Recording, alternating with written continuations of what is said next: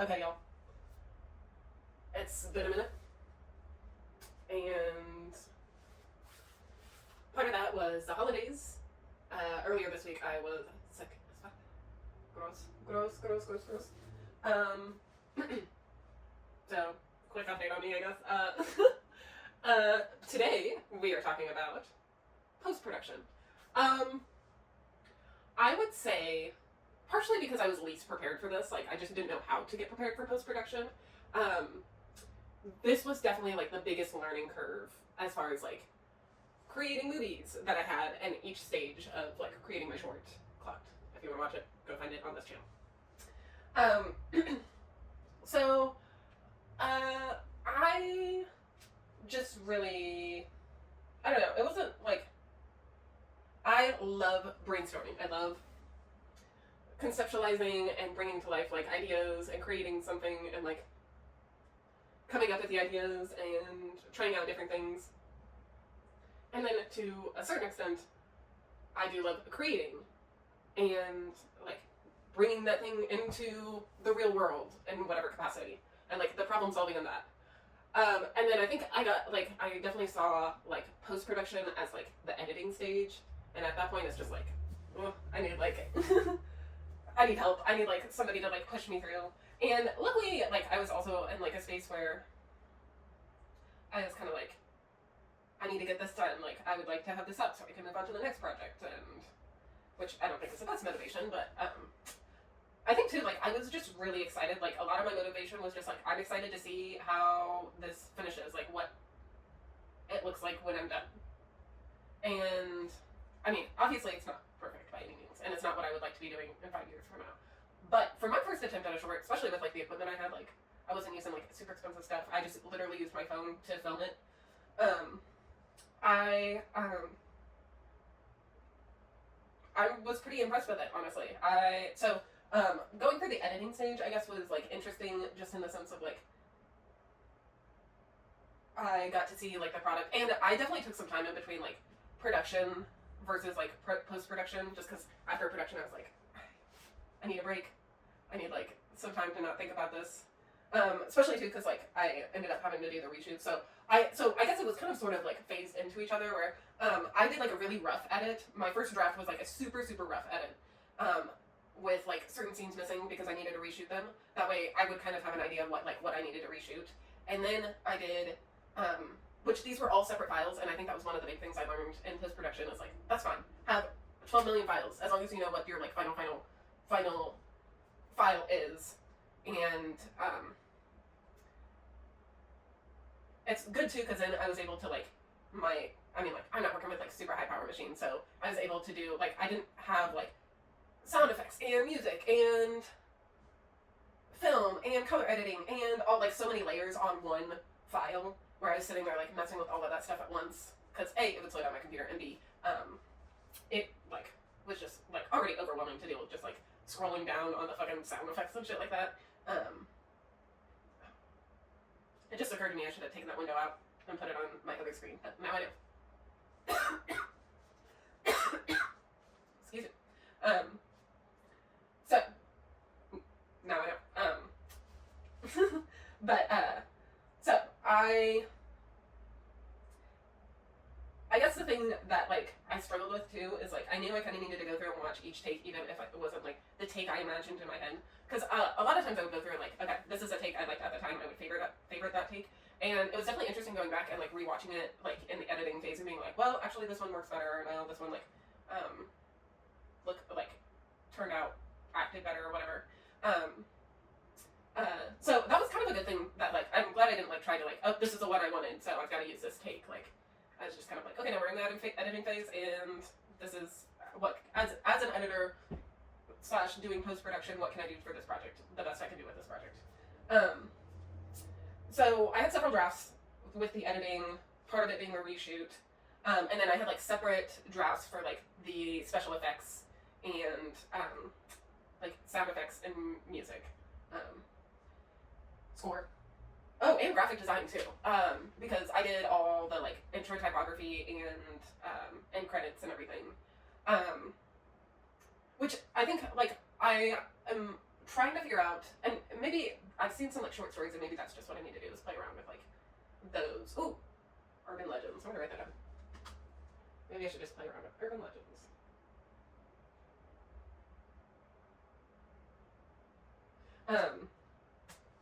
But I want more stories with like special effects slash design, and like I want to like very much push like a surrealism like cinematography. Obviously like still very like heavily story driven. Problemista is a good example of that. I love that movie. I think I put that on my letterbox box favorites, but not the book. Okay, so I think like my goal with my next movie would be to just like lean into more of like my style, my skills as like a graphic designer slash animator, because I do have quite a bit of experience in that, and like I know a lot of things about that. So definitely would be leaning into that.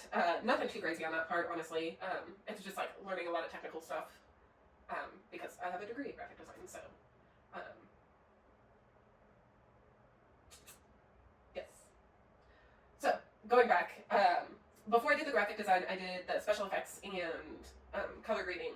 For the color grading, I did that before I did the special effects because I felt like it would be easier to impose the character and then like color grade them to what I already want that scene to look like, rather than like trying to do it all at once. And like I said, like I ended up going back and like relighting the character because I like just did some like experimenting where I like tried it with like regular lighting, and I was like, well, if I really want it to like match the color, I can always like do like basically like a mask, like a mask on top, and change the like layer interaction, if that makes sense. I could get technical with it and make it happen. So I mean, it wouldn't be ideal, but I could make it happen. And which I mean, like I kind of had the idea of like I wanted like the static and kind of like old TV film kind of look to the drag character.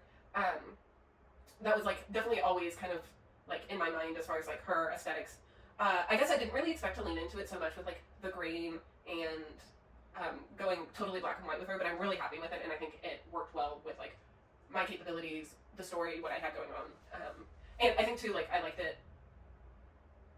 liked, because then I also did like change her opacity so you could kind of see some of the background. So like it wasn't like her being pink all the time on top of this like green background.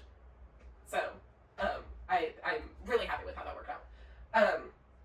And as far as like special effects, like the biggest advice I would have for you as somebody who's like not super experienced is like type that shit into YouTube, type that shit into Google. Don't use AI. That shit's fucking bullshit and killing our environment. But so they have regulation around that shit. Don't use AI.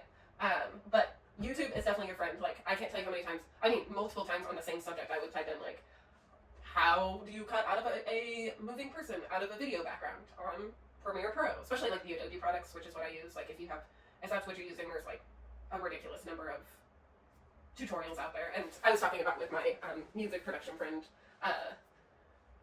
Cody, that I was just like, yeah, like I've kind of, my attention span has gotten bad where I'm like to the point where I like watch YouTube shorts instead of like full YouTube videos on how to do some things. Or I'll like find the spot where it's like, okay, I know how to do everything except for this 10 seconds. And it's like, well, if I watch like a whole video, I could probably learn some other things about the program, but my attention span does not have that. So YouTube is your friend for special effects. I think too, like again, like I did a lot of prep in like the planning of production that allowed, and even in the reshoot, like I gave myself like I knew what I was doing in the special effects. So maybe that would be like advice I would give, is like, especially if you're starting and you had the flexibility that I had where I was like just doing it by myself and didn't really have like a timeline to like go ahead and shoot your whole project, and then like as far as like the stuff without the special effects, and then shoot your special effects after you have like the project together. That way like you know how you're going to insert it into the project. Because I mean you can plan, but you don't know exactly, like even with like fine arts, like you don't know exactly how the brush stroke or the clay is going to mold until like you create that in the real world in the 3D. So I think like I did a pretty good job of like planning for what I could as far as like special effects before I shot everything, and really like thinking out like, how do I want to do this, how do I want to make this happen, and how can I do this without like creating a ton of extra like work for me in a way that makes sense for the project, etc.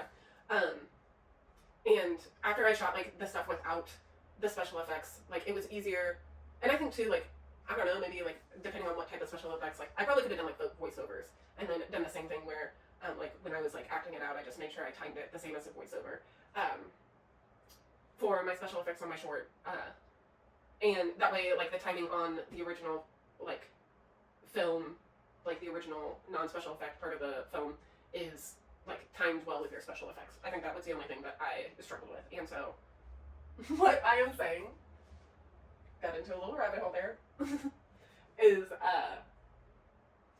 just I think like getting the non-special effects done and then trying. I feel like I'm rambling. I feel like I'm just gonna end it here because I feel like I'm rambling. So if you know, you know. You know what I'm talking about. You know what I'm talking about. Then you know, you know. Okay, let's talk about score. So I originally contacted Coda G because I was like, I don't know what I'm doing. What do I do? How do help me? And he was gracious enough to help me. And I was like, I think I'm gonna just get like a subscription or something for like free music rights. Not that like, you know, I'm fantastic at doing this shit, but I feel like I just wanted something that was like specific to this project. And so the score was, I finally decided that I was going to like do the score myself.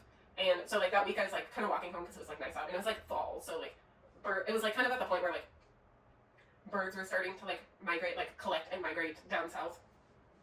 And so I was like, I walked home a couple times that week, and on my days like in work and on the way home, like I would pass by these trees that were filled with like literally hundreds of birds, and they would all like every single one of them were sitting there like, it wasn't like aggressive, like they were like coming at each other or anything, but they were just like chattering, and so it was like really loud, and just like buzz, like I don't know, again it just like sounded like chattering. It was like birds chattering. So and it was just like kind of like a wild like nature thing. Like I didn't notice it at our old house as much. I don't know. We are kind of in more of a like urban area here versus like a more residential area. Commercial. That's what I'm looking for. More commercial area here than like our other house was still urban, but it was like a little bit more residential. And so I think there were just like more tree options. But like the trees here, it was just like there were like 2 or 3 trees that were just like collected with a shit ton of birds. And it had this really interesting sound, like kind of anonymous, like background chatter, like if you were at like an auditorium or something like that. And it was just like I was kind of just like, okay, that's perfect for like an eerie like build up sound.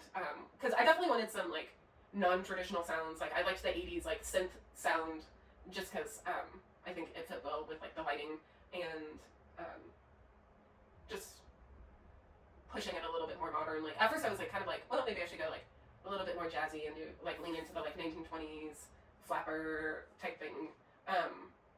And I just felt like that didn't really match well with Jenna, and so I liked the synth sound. And it's actually I did it on GarageBand. It was just like a loop I created through GarageBand on their electric organ.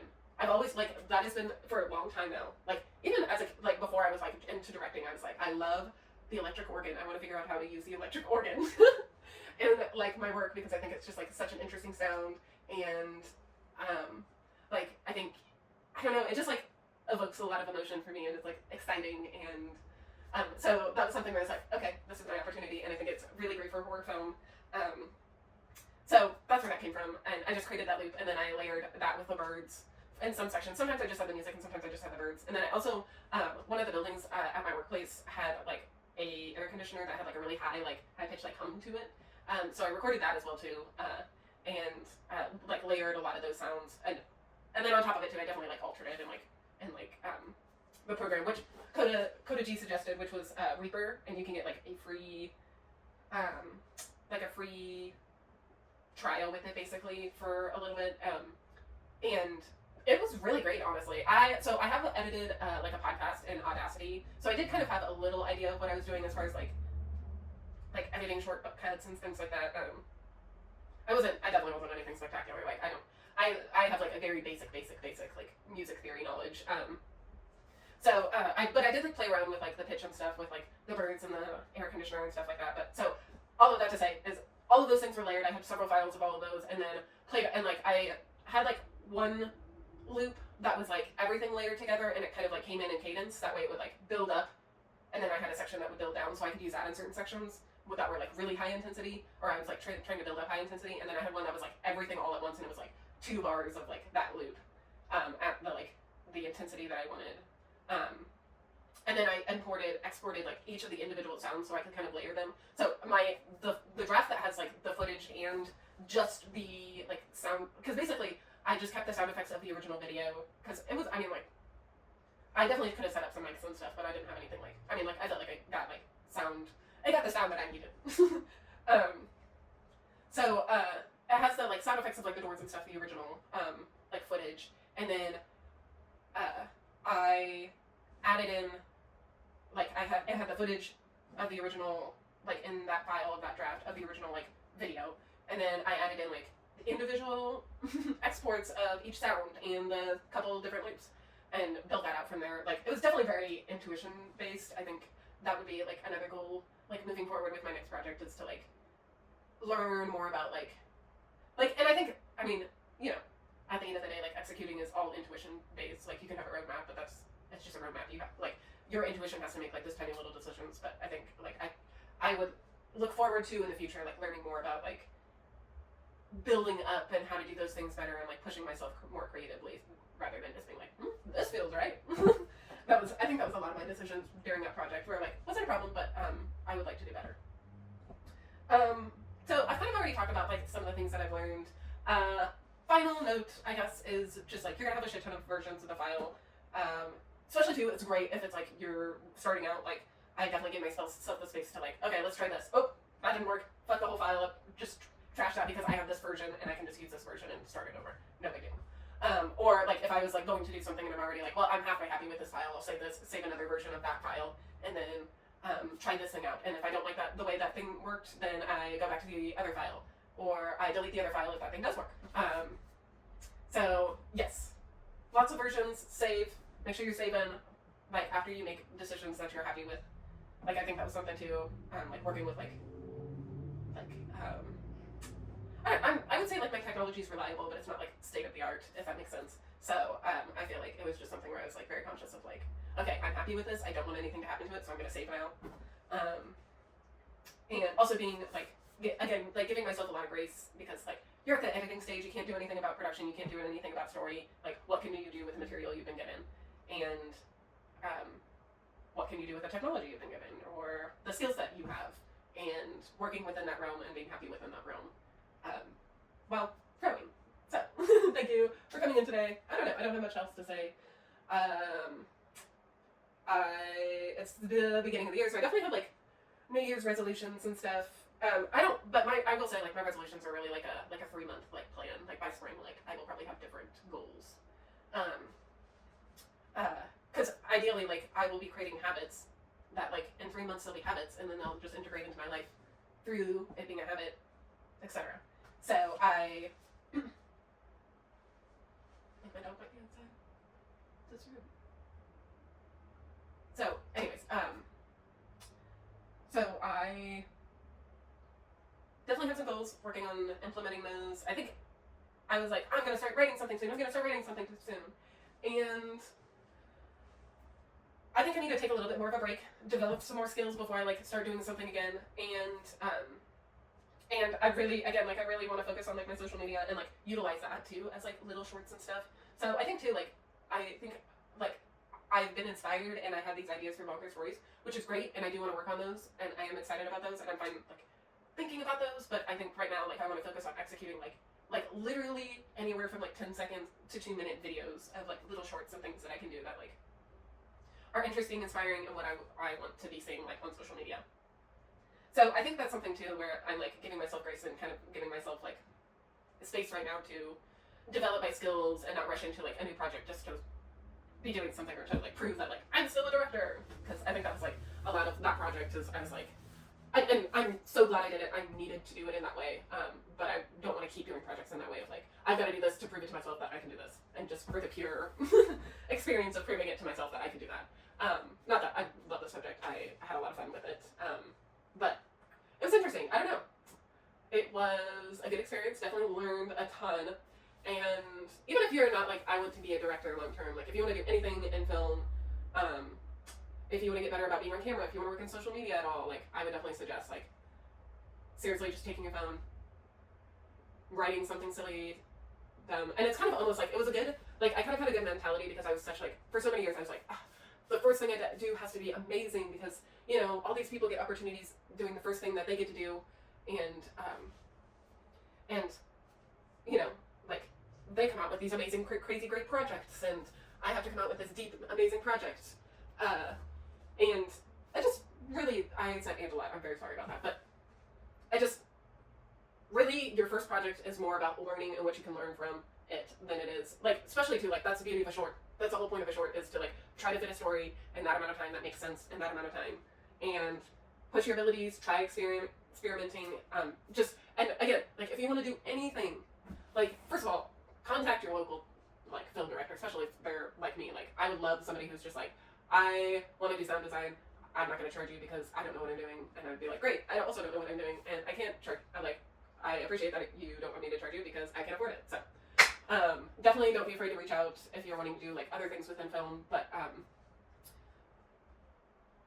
to local, I mean like me obviously, but also to like local directors, producers, whatever, and try. I mean like just do it. Just literally just do it. Like it doesn't have to. It was good that it was a throwaway project and that it was something where I was just like gonna go in and be like, okay, let's try some shit out. Let's do this. Let's see if I even like it. Like if that was a good. And I think that was like a good like learning experience too, to like go in not being like, I have to like this, this is my thing, this is whatever. Going with like expectations of like how I should feel about it.